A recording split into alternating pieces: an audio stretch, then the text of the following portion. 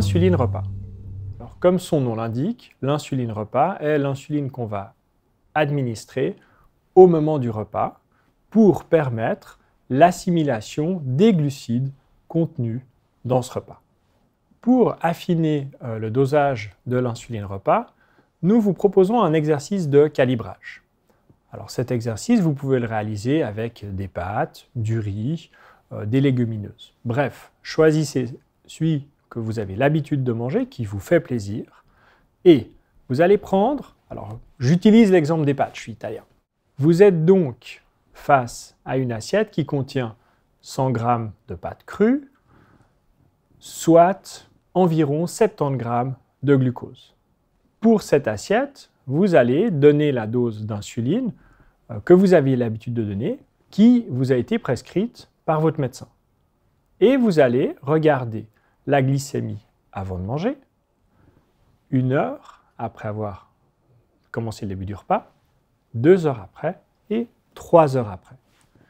Si la glycémie de départ et la glycémie 3 heures après sont sur la même ligne, la quantité d'insuline administrée a permis une bonne assimilation du glucose contenu dans les pâtes.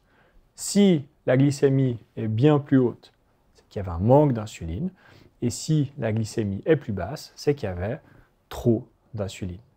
À nouveau, pour que cet exercice vous permette un bon calibrage, il va falloir le répéter au moins 3 fois et au même moment de la journée, parce que la dose d'insuline repas à midi n'est pas forcément la même que celle du soir. Pour appliquer ce calcul au quotidien, décortiquons l'exemple. Il y a 100 g de penne cru, il y a un certain poids cuit, il y a surtout 70 g de glucose. Si, dans le cas donné, j'ai injecté 7 unités d'insuline pour que ma glycémie avant le repas soit à peu près la même après le repas, je peux donc dire que 1 unité d'insuline correspond à 10 g de glucose.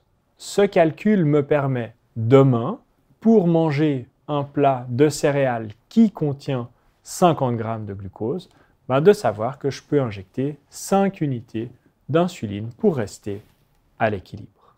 En conclusion, j'ai bien conscience que cet outil de calibrage de l'insuline repas est artificiel. Mais si vous voulez gagner en précision, je pense que c'est un bon outil. En résumé, en cas de diabète de type 1, l'injection d'insuline rapide permet d'assimiler les glucides contenus dans l'alimentation. La détermination du ratio insuline-glucide permet d'adapter la quantité d'insuline au contenu en glucides du repas.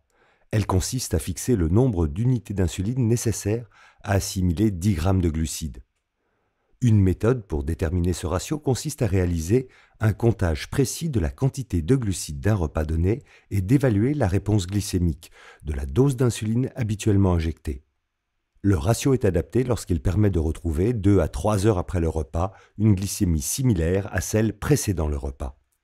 L'apprentissage du contenu des glucides et la détermination du ratio insuline-repas passe par la répétition d'exercices de calibration.